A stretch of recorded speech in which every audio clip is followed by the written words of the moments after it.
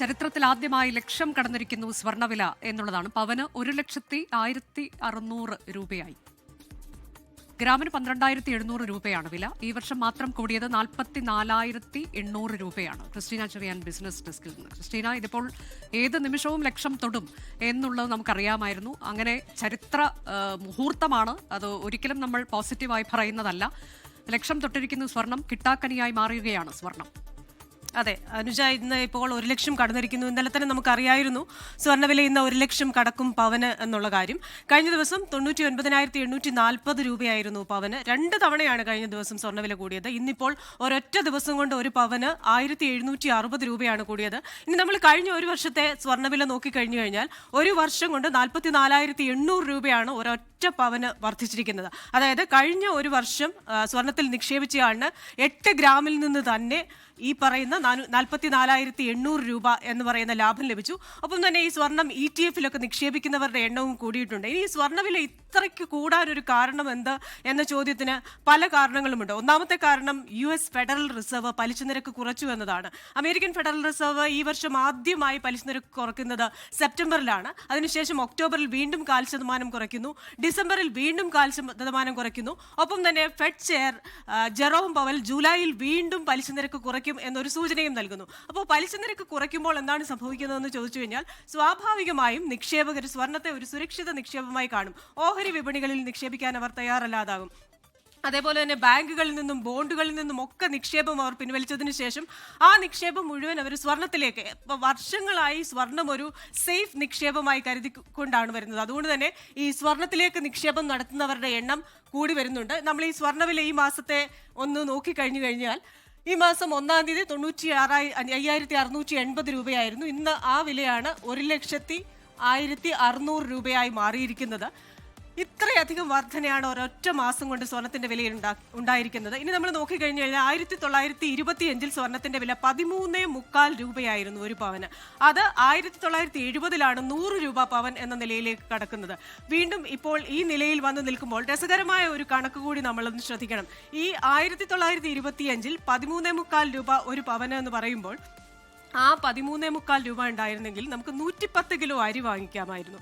എന്നാൽ ഇന്ന് സ്വർണത്തിന് ഒരു പവന് 1,01,600 രൂപയാകുമ്പോൾ 110 കിലോ അരി വാങ്ങിക്കണമെങ്കിൽ കിലോയ്ക്ക് 50 രൂപ എന്ന് നമ്മൾ കൂട്ടിയാൽ 5,500 രൂപ മാത്രം ചെലവാക്കിയാൽ മതിയാകും. ആ 5,500-ന്റെ ബാക്കി 95,000 ശിഷ്ടം രൂപ ലാഭമാണ് ഉണ്ടാകുന്നത്. അപ്പോൾ ഇത് ഞാൻ പറയാൻ ഉദ്ദേശിച്ചത് ഇൻഫ്ലേഷനെ ബീറ്റ് ചെയ്യുന്ന ഏറ്റവും വലിയ നിക്ഷേപമായി സ്വർണം മാറിയിരിക്കുകയാണ്. കാരണം എല്ലാ വസ്തുക്കളുടെയും ഈ നിക്ഷേപം നമ്മൾ നടത്തുമ്പോൾ ഇൻഫ്ലേഷൻ അതിനൊരു പ്രതികൂല ഘടകമായി നിൽക്കും. വിലക്കയറ്റം കൂടുമ്പോൾ എത്ര വില കൂടിയെന്ന് പറഞ്ഞാലും അതിനെ പിടിച്ചു നിർത്താൻ കഴിയാത്ത ഒരവസ്ഥയിലേക്ക് മാറും.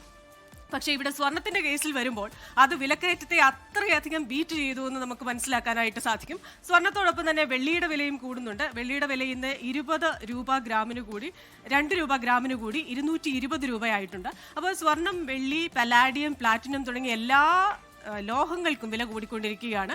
ഇവിടെ സംഭവിക്കുന്നത് നിക്ഷേപകർ സ്വർണത്തിലേക്ക് തിരിയുന്നു. ഭൗമ രാഷ്ട്രീയ പ്രശ്നങ്ങൾ, യുക്രൈൻ യുദ്ധം, അതേപോലെ തന്നെ വെനസ്വേലയിലെ പ്രശ്നങ്ങൾ, അമേരിക്ക വെനസ്വേലയിലെ എണ്ണ ടാങ്കറുകൾ തടഞ്ഞിടുന്നത്, ഇതൊക്കെ തന്നെ സ്വർണ്ണവില കൂട്ടാനുള്ള ഒരു കാരണമാകുന്നുണ്ട്. ഡോളറിന്റെ കരുത്ത് കുറഞ്ഞിട്ടുണ്ട് കഴിഞ്ഞ ദിവസമായിട്ട്. നമുക്കറിയാം കഴിഞ്ഞ ആഴ്ച മുഴുവൻ രൂപ കുത്തുന്ന ഒരു നില നമ്മൾ കണ്ടെങ്കിലും ഇപ്പോൾ രൂപ അത് തിരിച്ചുവരവിന്റെ പാതയിലാണ്. ഡോളറിന്റെ കരുത്ത് കുറയുന്നു. അപ്പോൾ ഡോളറിന്റെ കരുത്ത് കുറയുമ്പോൾ സ്വാഭാവികമായും വീണ്ടും സ്വർണം ഒരു ആകർഷക നിക്ഷേപമായി മാറും. ഇനി മൂന്നാമത്തെ കാരണത്തിലേക്ക് വന്നു കഴിഞ്ഞു കഴിഞ്ഞാൽ കേന്ദ്ര ബാങ്കുകൾ സ്വർണം വാങ്ങിക്കൂട്ടുന്നുണ്ട്. 36,000 മെട്രിക് ടൺ സ്വർണമാണ് വിവിധ കേന്ദ്ര ബാങ്കുകൾ കഴിഞ്ഞ വർഷം വാങ്ങിക്കൂട്ടിയത്. ഇന്ത്യൻ കേന്ദ്ര bank, reserve bank of India വാങ്ങിക്കൂട്ടിയത് 800 മെട്രിക് ടൺ സ്വർണ്ണമാണ്. അപ്പോൾ ഓരോ കേന്ദ്ര ബാങ്കുകളും, ചൈനയുടെയും ഇന്ത്യയുടെയും കേന്ദ്ര ബാങ്കുകളാണ് ഏറ്റവും അധികം സ്വർണം വാങ്ങിക്കൂട്ടുന്നത്. ഇങ്ങനെ കേന്ദ്ര ബാങ്കുകൾ സ്വർണം വാങ്ങിക്കൂട്ടുമ്പോഴും സ്വർണത്തിന്റെ ഡിമാൻഡ് ആഗോളതലത്തിൽ ഉയരുകയും അങ്ങനെ ഡിമാൻഡ് കൂടുന്തോറും സ്വർണത്തിന്റെ വില കൂടുകയും ചെയ്യുന്നു. അപ്പോൾ ഇത് സ്വർണത്തിന്റെ ഒരു നിക്ഷേപം എന്ന് പറയുന്നത് വളരെ ലിമിറ്റഡ് ആണ്. നമുക്കറിയാം, അത് ഖനനം ചെയ്തെടുക്കാൻ ഒരു തരി പൊന്ന് നമുക്ക് ഭൂമിയിൽ നിന്ന് കിട്ടണമെങ്കിൽ അത് വലിയ ചെലവാണ്. ഒരുപാട് സമയം അതിന് ആവശ്യമാണ്. അതുകൊണ്ട് തന്നെ അതിന്റെ സപ്ലൈ ലിമിറ്റഡ് ആയതുകൊണ്ട് തന്നെ ഇതിന്റെ വില ഇങ്ങനെ കൂടിക്കൊണ്ടേയിരിക്കും. ലൈബീരിയയിലൊക്കെ ഇപ്പോൾ ഖനനം വലിയ തോതിലാണ് നടക്കുന്നത്.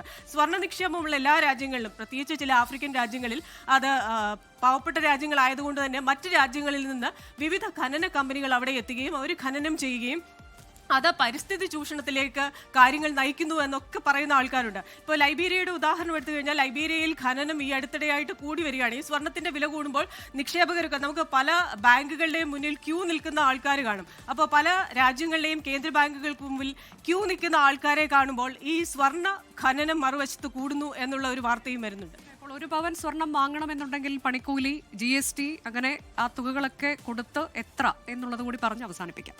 തീർച്ചയായിട്ടും ഒരു പവൻ സ്വർണം വാങ്ങണമെങ്കിൽ ഇന്നത്തെ സ്വർണത്തിന്റെ വില മാത്രം 1,01,600 രൂപയാണ്. അതിന്റെ ഒരു 10% പണിക്കൂലിയും ഒപ്പം തന്നെ 3% സ്വർണത്തിന് GST ആയിട്ട് നമ്മൾ കൊടുക്കേണ്ടത്. അപ്പോൾ പണിക്കൂലിയും GSTയുമാണ് സ്വർണ്ണവിലയിൽ വരുന്നത്. ആ വില കൂട്ടിക്കഴിഞ്ഞാൽ 1,10,000 മുകളിൽ കൊടുത്തെങ്കിൽ മാത്രമാണ് ഇന്ന് ഒരു പവൻ ഏറ്റവും കുറഞ്ഞ പണിക്കൂലിയിൽ നമുക്ക് സ്വന്തമാക്കാൻ സാധിക്കുക. പ്രത്യേകിച്ച് ഇപ്പോൾ ഡിസൈനർ ആഭരണങ്ങളൊക്കെ ഏറെ പ്രസക്തമായ സമയത്ത് അതിന്റെയൊക്കെ പണിക്കൂലി എന്ന് പറയുന്നത് 20%, 25%, 30% ഒക്കെ വരും. അപ്പോൾ 30% പണിക്കൂലി കൊടുത്ത് സ്വർണം വാങ്ങുന്ന ഒരാളിന് 1,20,000, 30,000 രൂപയോളം ഇന്ന് കൊടുത്തെങ്കിൽ മാത്രമേ ഒരു പവന്റെ ഒരു ഡിസൈനർ ആഭരണം ലഭിക്കുകയുള്ളൂ. ചെറിയ പണിക്കൂലിയുള്ള ആഭരണങ്ങൾക്ക് അതിൽ കുറവ് തുകയായിരിക്കും. പക്ഷെ സ്വർണം ആഭരണങ്ങളായി വാങ്ങുന്നവർക്ക് ഉണ്ടാകുന്ന ഒരു പ്രശ്നം, ഈ പണിക്കൂലി അന്നത്തെ ദിവസം തന്നെ നമുക്കൊരു നഷ്ടമായി നിലനിൽക്കും. ആ പണിക്കൂലി കവർ ചെയ്ത് സ്വർണത്തിന്റെ വില കൂടാൻ നമ്മൾ വീണ്ടും കാത്തിരിക്കേണ്ടതായി വരും. അനുജ, അതാണ് സ്വർണ്ണവില ചരിത്ര കുറിച്ചിരിക്കുകയാണ്. റെക്കോർഡിലേക്ക് എത്തിയിരിക്കുന്നു. 1,00,000 കടന്നു എന്നുള്ളത് ഇതാദ്യമായാണ്, ചരിത്രത്തിൽ ഇതാദ്യമായാണ് സ്വർണത്തിന്റെ ഒരു പവന്റെ വില 1,00,000 കടക്കുന്നത്. ഇത് നിക്ഷേപകരെ സംബന്ധിച്ച് നല്ല കാര്യമാണ്. പക്ഷേ സ്വർണം വാങ്ങാൻ പോകുന്നത്, വിവാഹം ഒക്കെ അനുബന്ധിച്ച് സ്വർണം വാങ്ങാൻ പോകുന്നവർക്ക് ഇത് വലിയ തിരിച്ചടിയാണ്. താങ്ങാനാവുന്നതിലും അപ്പുറത്തേക്കാണ്, പ്രത്യേകിച്ച് ഇടത്തരക്കാർക്കും പാവപ്പെട്ടവർക്കുമൊക്കെ. ലോകത്തെവിടെയായാലും ഏത് സമയത്തും 24 വാർത്തകളും ഓഗ്മെന്റഡ് റിയാലിറ്റി പാക്കേജുകളും എക്സ്പ്ലെയിനറുകളും വിശദമായി കാണാൻ ഞങ്ങളുടെ യൂട്യൂബ് ചാനൽ നിങ്ങൾക്ക് സബ്സ്ക്രൈബ് ചെയ്യാം.